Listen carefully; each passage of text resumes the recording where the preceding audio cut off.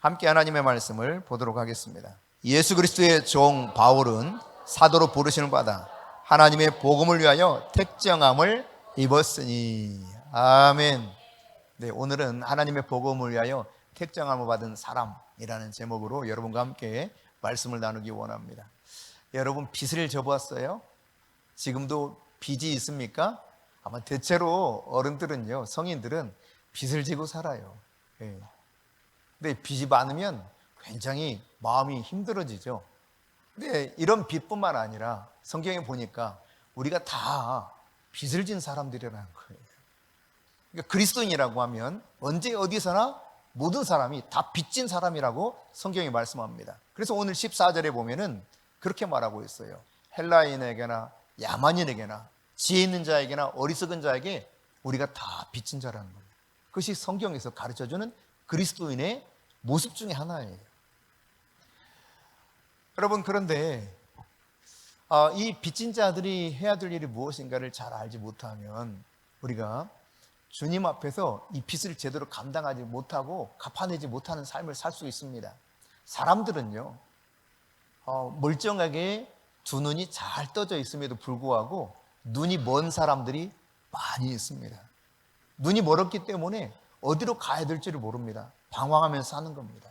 그래서 예수를 통해서 생명을 얻은 자, 그리고 어떻게 어느 길로 가야 될지를 아는 그리스도인들이 그들을 인도해서 바른 길로 갈 수 있도록 도와줘야 됩니다. 사람들은요, 죄와 저주로 인해서 속박당한 채 있습니다. 어둠의 영역에 꼼짝없이 끌려가는 인생이죠. 우리가 그들을 해방시켜야 되는 것입니다. 그 일에 쓰임받도록 우리를 불러주신 것이죠. 세상에는 죄에 빠져 살아가는 사람들이 많습니다. 예수를 믿지 않는 사람들은 다 이와 같이 죄에 빠져서 살아가는 사람입니다. 이런 사람들을 일컬어서 성경에서는 영적인 병에 걸린 것으로 표현하고 있어요. 그러면 이들을 누가 치료받도록 도와줘야 됩니까? 바로 예수를 믿는 우리인 것입니다. 경건하지 못한 사람들을 향해서 성경은 죽은 사람이라고 말합니다. 죽었다는 겁니다. 영적으로 죽었다는 거예요. 이 사람을 누가 살려낼 수 있습니까? 성령의 능력을 받은 성도들이 저들을 살아나도록 도와야 되는 것입니다. 여러분, 이 사실에 동의하십니까? 네, 여러분이 이렇게 사실 수 있기를 바랍니다. 그런데요, 여러분, 이 사실이 분명함에도 불구하고 지옥을 향해서 달려가는 수많은 사람들이 있는데 그들에게 아무 이야기도 하지 않아요. 어떤 말도 하지 않습니다. 게으름이 만성적으로 아주 젖어 있습니다. 감각이 무뎌질 대로 무뎌져서요, 다른 사람에게 너무너무 무관심한 채 살아갑니다. 여러분, 이렇게 한번 생각해 보세요. 시각장애인이 있어요. 앞을 보지 못하기 때문에 앞에 뭐가 있는지를 모릅니다. 한 발자국만 딱 내디디면 아주 낭떠러지예요. 그 모습을 지금 바라보고 있는 사람이라면, 그것이 확실한 상황이라면 그 주변에 있는 사람들이 가만히 점잔을 떨고 그냥 지켜볼 사람이 있겠어요? 누구라고 할 필요도 없이 서로 달려가서 안 된다고 붙잡을 겁니다. 거기 가면 큰일 나요. 낭떠러지 떨어지면 죽어요 하고 붙잡을 거예요. 그렇습니다, 여러분. 그런데 영원의 낭떠러지, 영원히 멸망당하는 모습을 바라보면서 지옥을 향해 돌진하는 사람들을 뻔히 내 눈앞에서 바라보고 있는데, 보여지는데 침묵합니다. 하나님의 약속 관심이 없습니다. 하나님이 경고해도 눈 하나 끔찍하지 않습니다. 그냥 나는 내 갈 길 가는 거예요. 관심을 두지 않아요. 돌처럼 내 마음이 단단히 굳어진 상태, 바로 이런 상태에 있다면 어떨까요? 남의 이야기일까요? 아니면 내 이야기처럼 들립니까?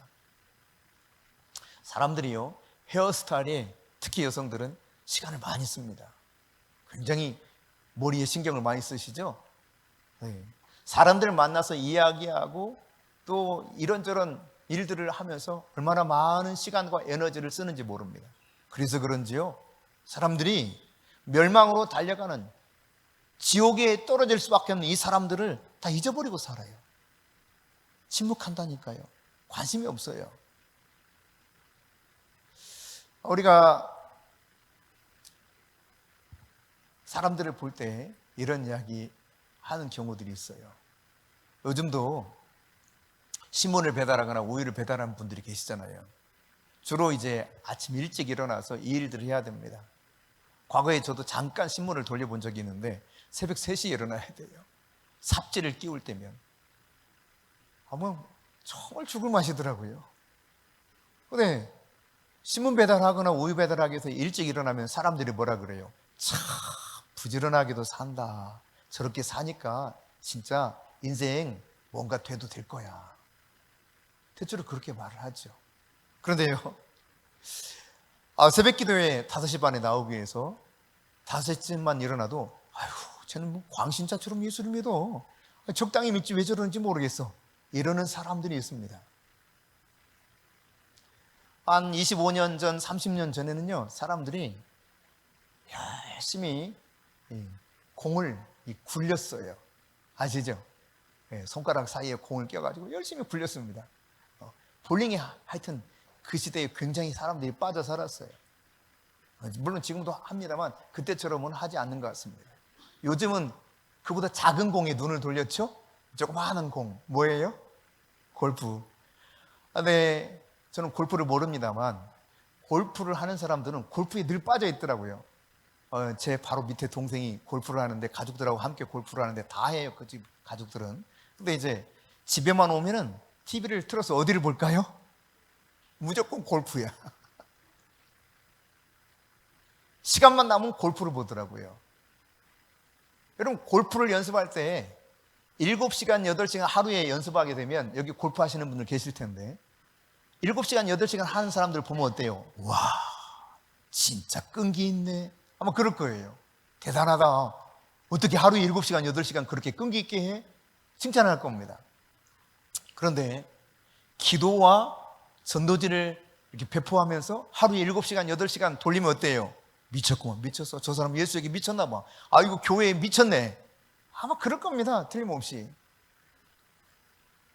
담배와 술에 쩌들어 살고 쾌락을 위해서 한 돈 100만 원 쓰면요, 와, 인생 즐길 줄 아네. 이런 사람들이 있을 거예요. 틀림없이. 야, 너 진짜 인생을 아는구나. 그래, 인생 뭐 있겠어. 그렇게 즐기면서 사는 거야. 뭐 이런 소리 해보기도 하고 들어보신 분 있을지 모르겠어요. 그런데 10의 1조를 하고 헌금을 하는 사람들을 보면은, 아이고, 이 사람 아니 왜 그렇게 살아? 오히려 핀잔을 주는 경우도 있을 수 있습니다.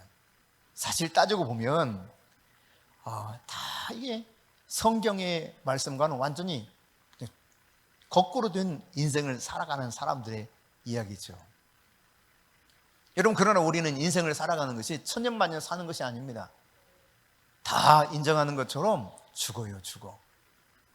어느 날 우리 인생의 마지막이 올지 아무도 알 수 없습니다.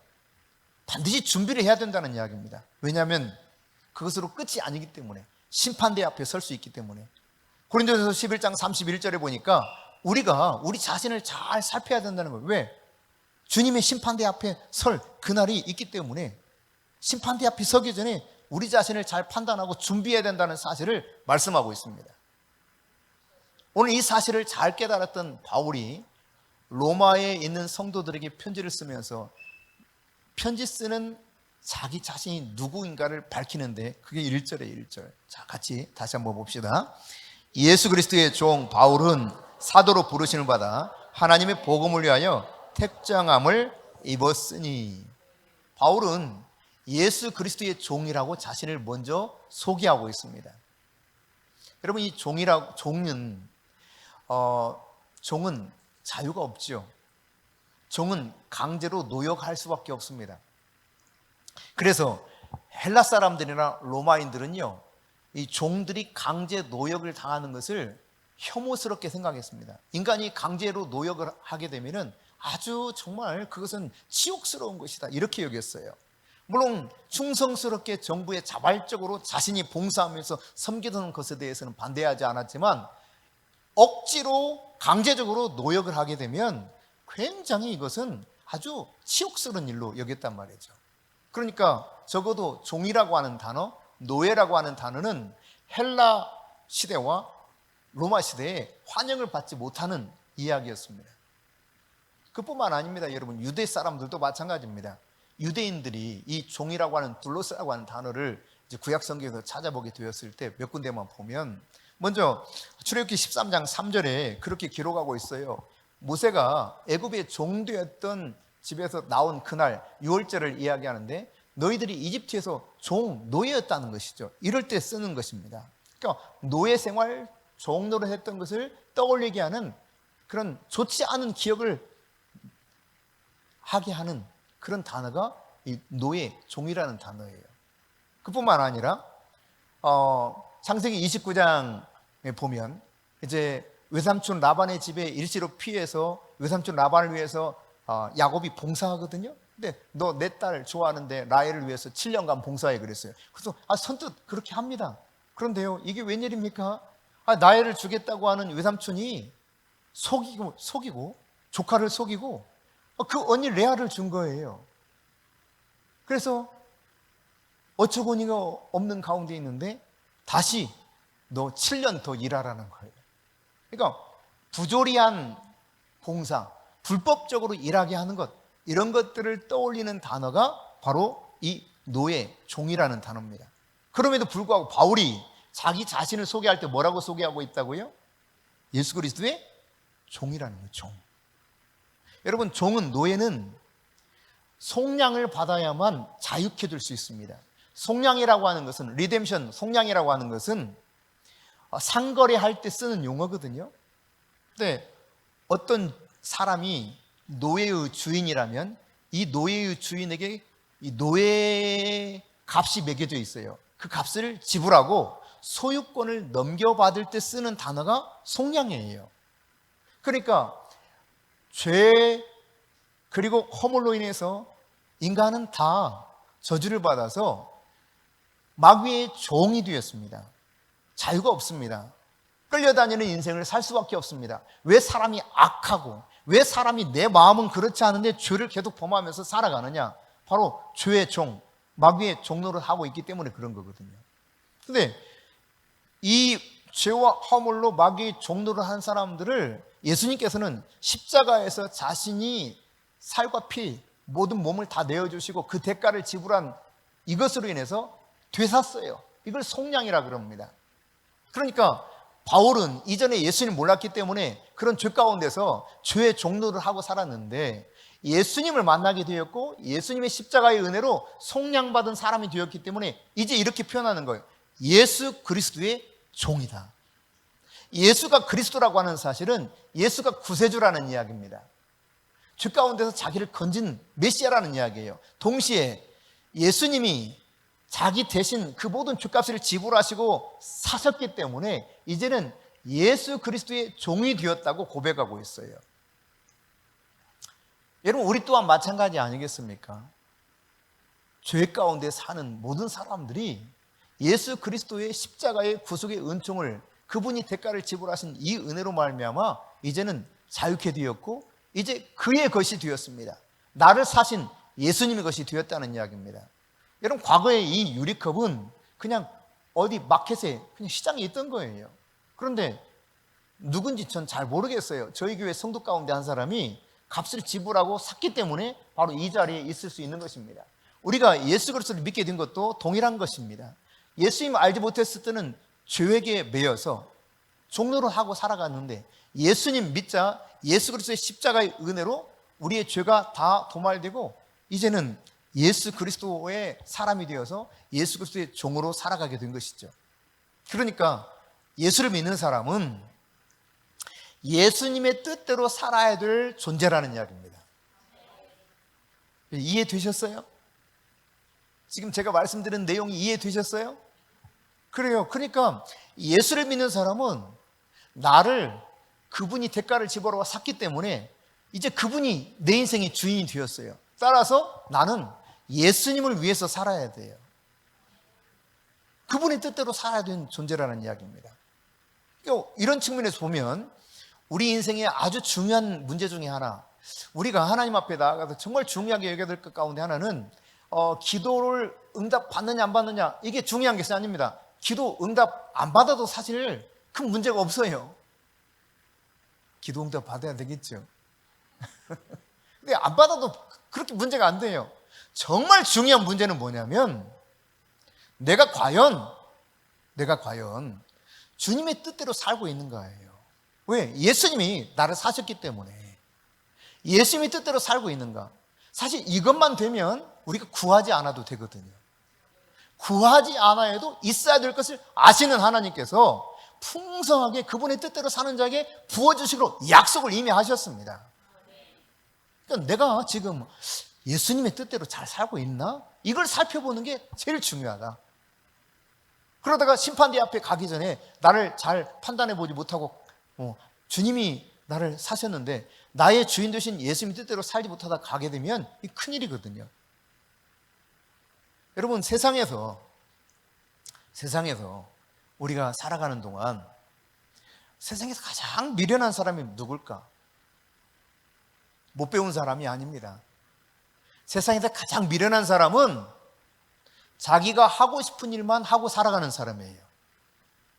누가 미련하다고요? 제일? 자기가 하고 싶은 일만 하고 살아가는 사람이 세상에 제일 미련한 사람이에요. 나를 예수님이 사셨어요.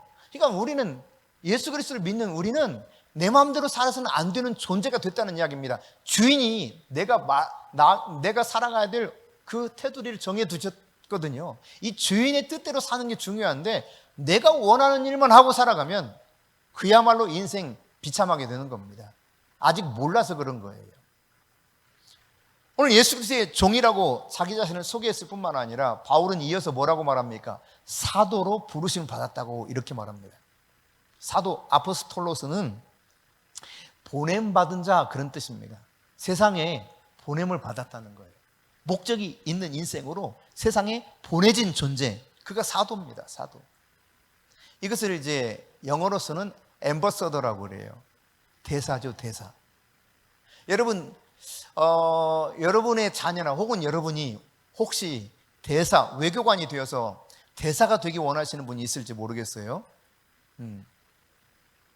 근데 내가 진짜 원함이 너무 커서 나를 주미대사로 파송시켜 주세요 하면 통치권자인 윤석열 대통령이 마음이 너그러워서 그래 너를 주미대사로 파송하노라 하고 파송장 줍니까? 안 줘요. 아니, 그 정도는 아니어도 괜찮으니까 조금 더 이제 영향력이 좀 작은 나라 그래도 괜찮습니다. 주 뉴질랜드 대사로 저를 파송해 주십시오. 저 진짜 간절히 원합니다. 파송해 줍니까? 아니에요. 이 사도 대사라고 하는 존재는 내가 원해서 되는 것이 아니라 통치권자가 그를 불러서 파송을 하는 겁니다. 즉 하나님이 예수 그리스도의 대사로 파송하기로 결정하고 바울을 불렀다고 지금 고백하고 있는 거예요. 사도로 부르심을 받았다는 겁니다. 내가 원해서 그 일을 하는 것이 아니라 시켜서 그분이 나를 선택해가지고 나에게 시켰기 때문에 나는 이 사도의 직분을 감당하고 있다, 이런 이야기입니다. 여러분, 우리가 다 사도가 아닐 수 있어요? 당연하겠죠. 근데 사도적인 부르심 안에서 다 보냄받은 자입니다. 이 사실에 대해서는 인정하십니까? 그 성경에서 그렇게 말씀하고 있어요. 우리를 그분이 목적이 있어서 이 세상에 보냈다는 거예요. 그렇다면 여러분, 이 땅에서 우리가 하고 싶은 일을 하는 것이 중요한 것이 아니라 나에게 보내신 그분의 뜻, 그 뜻대로 내가 해야 될 일을 하는 것이 바람직한 인생을 사는 것이요, 참된 가치 있는 삶을 살아내는 것이 되는 거죠.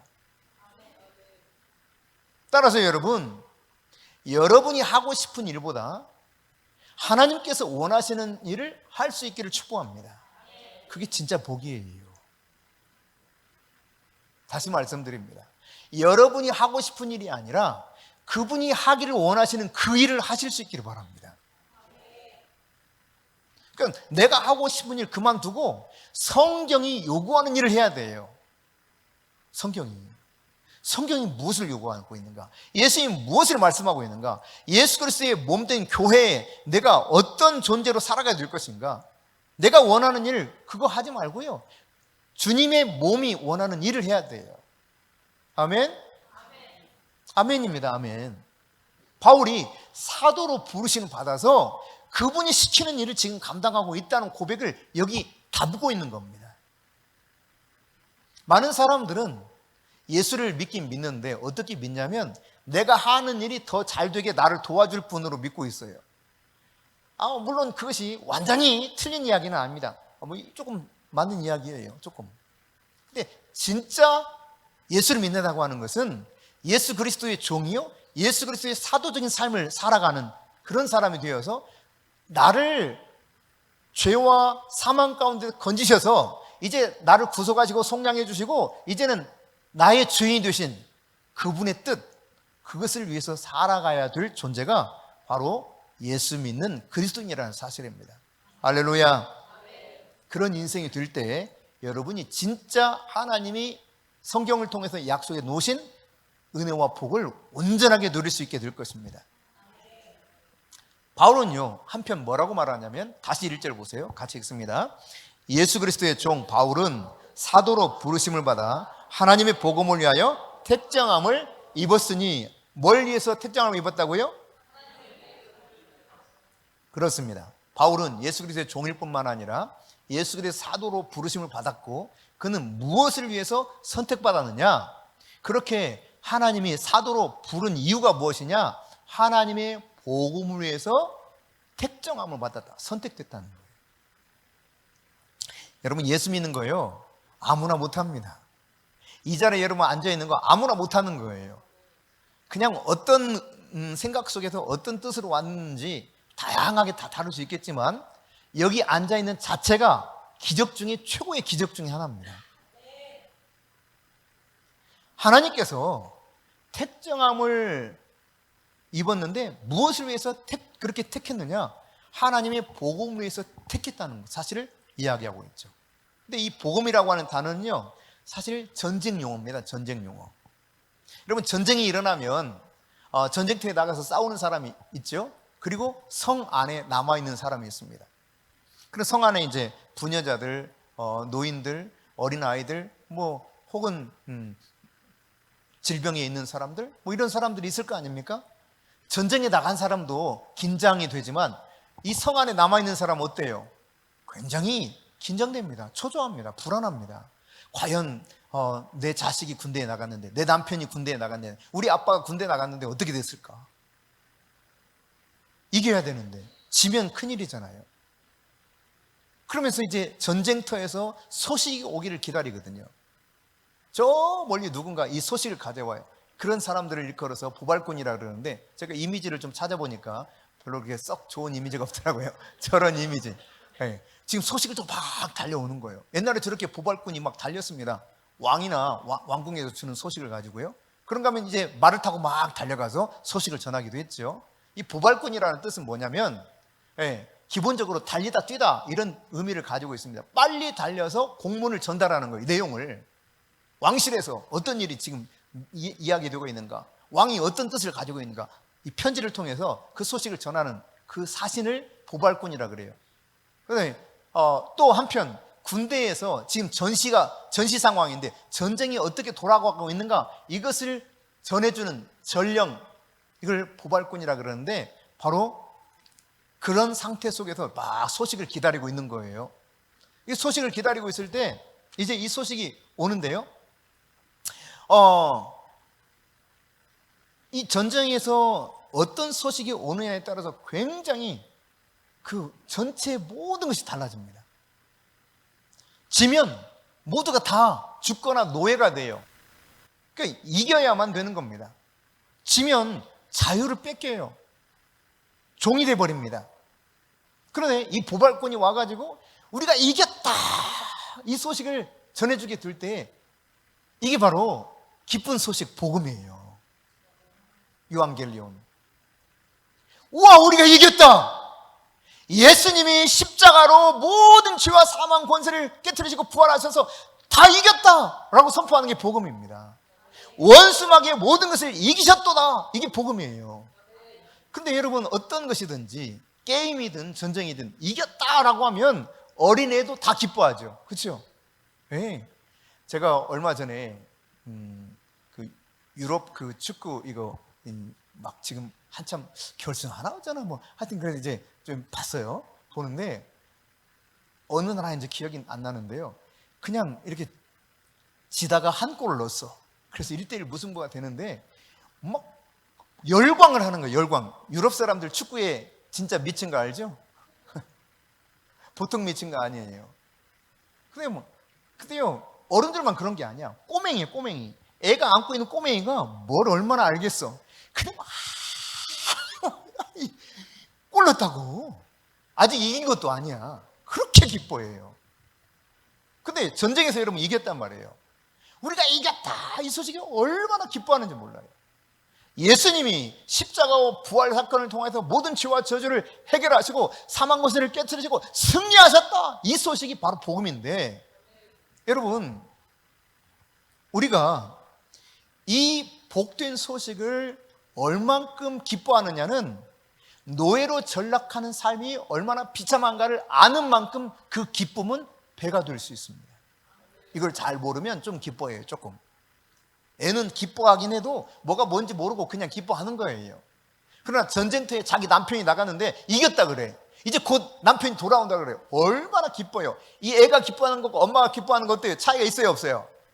많이 차이 나죠. 근데요, 일전에 전쟁에서 졌는데 이겼다는 소식이 와. 이제 어떤 일이 벌어집니까? 더 이상 노예로 살지 않아도 돼요. 이제는 자유가 오는 거예요. 자, 이와 같이 이전에 노예였던 사람이 이겼다는 소식을 들었을 때 그 기쁨을 한번 생각해 보세요. 노예로 사는 그 비참함을 아는 만큼 그 기쁨은 엄청나게 커진다는 이야기입니다. 여러분, 복음, 이 십자가와 부활의 복음, 이 복음을 정말 기뻐할 수 있는 자는 죄와 마귀에게 종로로 타는 것이 얼마나 비참한 것인가를 아는 만큼 그 기쁨을 제대로 누릴 수 있는 겁니다. 불신자들이 예수 믿는 것이 얼마나 중요한지 모르기 때문에 예수를 거부하는 거예요. 예수를 믿는 사람들 가운데 예수 믿는 것이 얼마나 놀라운 복인가를 잘 모르기 때문에 맹숭맹숭 살아가는 겁니다.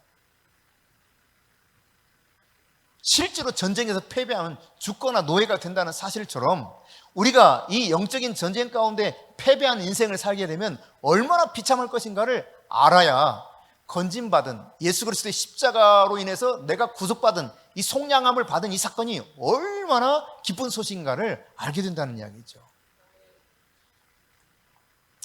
2주 전입니까? 3주 전입니까? 일본의 야쿠자, 동경의 야쿠자 조직 12,000명. 엄청나죠. 12,000명이면 대단합니다. 보통 뭐 우리나라 이게 그 조폭들 조직 보면 뭐 100명 내외거든요. 그런데 12,000명이라고 하는 것은 어마어마한 거예요. 12,000명의 서열 2위까지 올라갔던 나카지마 데치오라고 하는 한 조폭의, 우리나라식으로 말하면 조폭이죠, 야쿠자의 이 조직 내에서 살던 사람이 예수 그리스도의 십자가의 복음을 깨달은 거예요. 자신의 죄인됨을 알게 된 것입니다.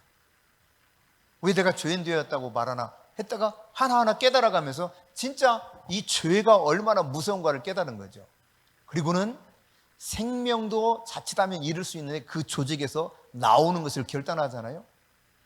예수를 믿기 시작하고 마침내 이제는 예수 그리스도의 종이 되었습니다. 그래서 나중 신학을 하고 목사님이 되셨는데 그 교회 이름이 어떤 교회라고 그랬어요? Christ Jesus King이라고 하는 JCK 교회예요. Christ Jesus is King. 그야말로 그분이 왕이시라는 거예요. 왕 중에 왕이시라는 겁니다. 여러분, 야쿠자 조직에서 이 오야봉에게 꼬봉들이 하는 것 아시죠? 다 깍두기 머리하고, 그렇지? 그냥 90도로 허리 쫙 꺾어서 시커먼 옷 입고 딱 그냥 절도 있게 인사하는 거. 그냥 말 한마디 떨어지면 목숨 걸고 그 일을 해야 돼요. 자기가 그걸 왜 해야 되는지 이유도 묻지도 않아요. 그냥 명령이 떨어지면 그 명령에 따라서 자신의 사명을, 미션을 감당하기 위해 목을 겁니다. 이게 이제 조직 내에서 살아가는 사람들의 특징 중에 하나죠.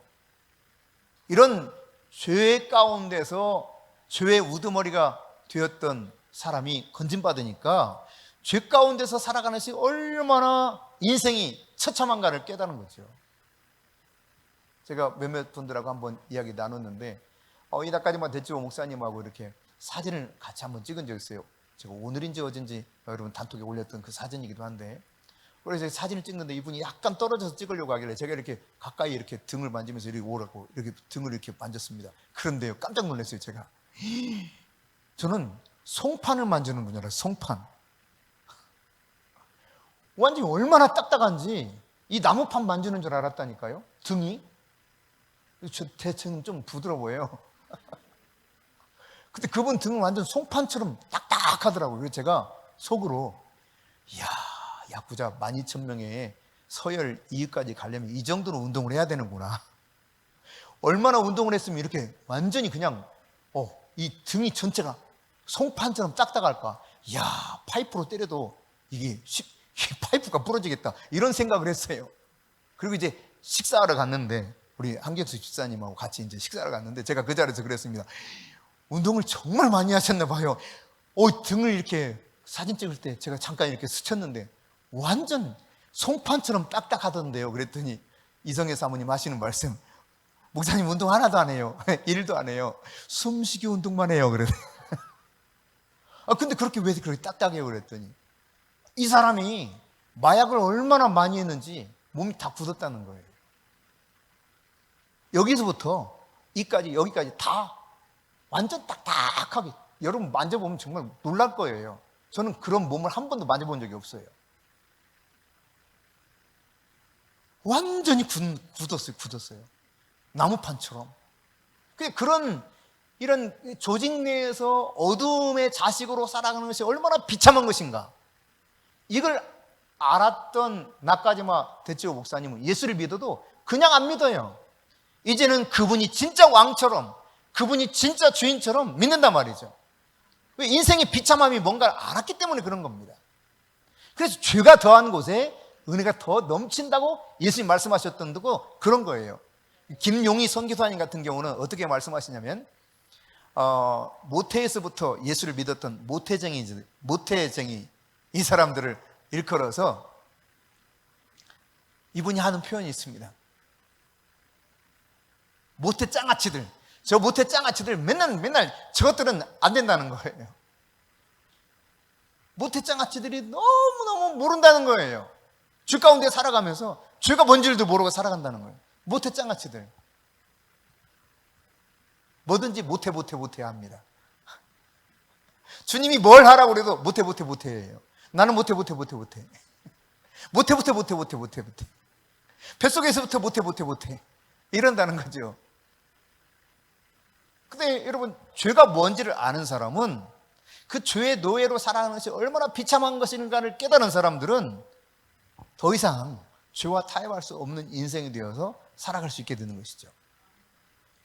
그런데 여러분, 예수 믿는 것이 이런 죄 가운데서 구속받은 사람에게 얼마나 큰 기쁨이 되겠어요.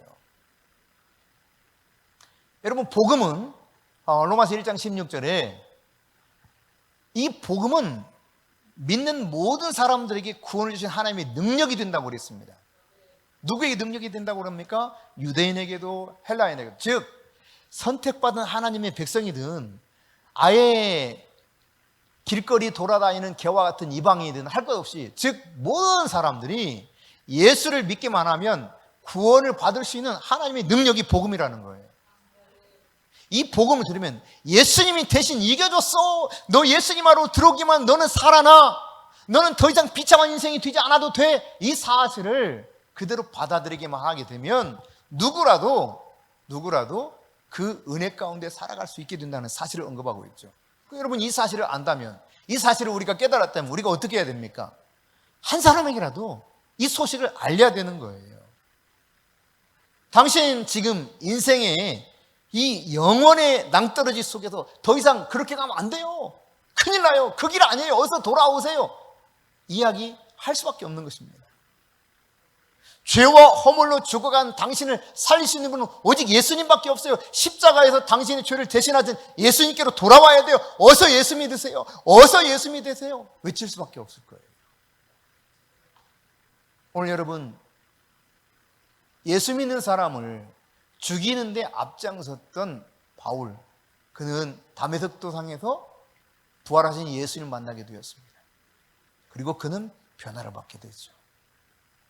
이제는 죽든지 살든지 자기 인생 모든 것을 다 쏟아부어서 예수를 위한 종이 되기를 자처합니다. 하나님이 불러서 그를 사도로 인정하시고 파송하신 이 사실에 대해서 너무 감격 속에서 목을 내어놓고 그 사명을 감당합니다. 사도행전 20장 24절에서 나의 달려갈 길, 곧 주 예수께 받은 사명, 하나님의 복음을 증거를 하면 나의 목숨을 조금도 귀한 것으로 여기지 아니하노라. 이것이 바울의 고백이었습니다. 예수 그리스도의 종이요 사도로 부르심을 받은 바울은 하나님의 복음을 위해서 택정함을 입었다고 고백했습니다. 오늘 여러분, 우리가 무엇 때문에 수많은 사람들 가운데 예수 그리스도를 통해서 구속받은 하나님의 자녀로 선택되었습니까? 바로 이 복음을 위해서, 하나님의 복음을 위해서 택정함을 입은 자라는 사실을 기억하십시오.